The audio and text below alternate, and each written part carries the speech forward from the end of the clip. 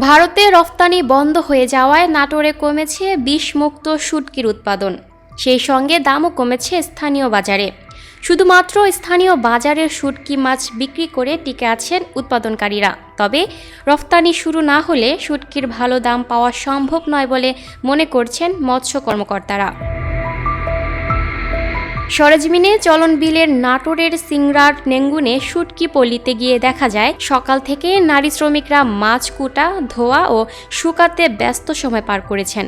বাজার থেকে আসা কাঁচা মাছগুলো কেটে পরিষ্কার করে কোনো ধরনের বিষ না দিয়েই শুকিয়ে বিক্রি করা হচ্ছে সেখানে। নাটোর বগুড়া মহাসড়কের পাশে শুটকি পল্লী হওয়ায় মোটরসাইকেল ও ছোট যানবাহনে গিয়ে যাত্রীরা তাদের পছন্দের শুটকি কিনেছেন। চলন বিলের নানা প্রজাতির মাছের শুটকি 150 টাকা থেকে 900 টাকা কেজিতে বিক্রি হচ্ছে এখানে। নিরাপদ শুটকি সাশ্রয়ী দামে পেয়ে খুশি ক্রেতারা। বগুড়া শহরের শাহজাহান আলী জানান, তিনি মোটরসাইকেল নিয়ে প্রতি সপ্তাহে নাটোরে যান। ফেরার পথে শুটকি পল্লীর সামনে থেকে শুটকি কেনেন।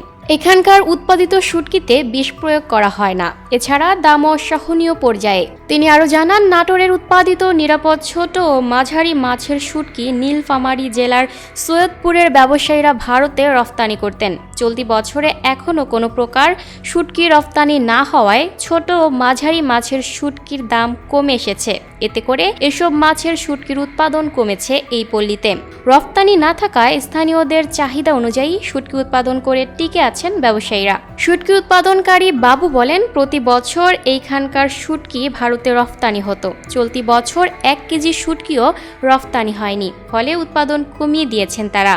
তিনি আরও বলেন, রফতানিকারকরা ছোট মাছের শুটকি কেজিতে 250 টাকা থেকে 300 টাকায় কিনতেন। এখন সেগুলো 150 থেকে 160 টাকায় বিক্রি হচ্ছে। নাটোর জেলা মৎস্য অফিসার মোহাম্মদ ওমর আলী জানান, চলতি বছর চলন বিলের মাছের উৎপাদন কম হওয়ায় শুটকি উৎপাদন কমার আশঙ্কা রয়েছে। আর সরকার উদ্যোগ নিয়ে পুনরায় রফতানির ব্যবস্থা করলে শুটকি উৎপাদনকারীরা ভালো দাম পাবেন বলে জানান তিনি। গত বছর চলন বিলের সিংড়া উপজেলার অংশ থেকে 320 মেট্রিক টন শুটকি মাছ উৎপাদন হয়। Lucky Akter, up to date news, Dhaka.